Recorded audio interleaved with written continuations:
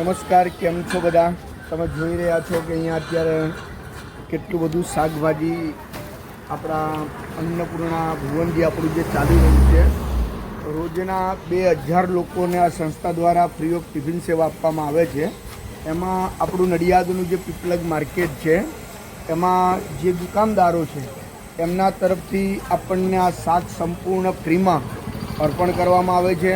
એટલે ખાસ તો પીપલગ શાક માર્કેટનો હું હૃદયપૂર્વક આભાર માનું છું કે જ્યારે જય માનવ સેવા પરિવારની ગાડી પીપલગ માર્કેટની અંદર એન્ટ્રી કરે છે ત્યારે દરેક દુકાનદારો જે પોતાની શક્તિ પ્રમાણે પોતાની ભક્તિ પ્રમાણે આપણને શાકભાજી આપતા હોય છે.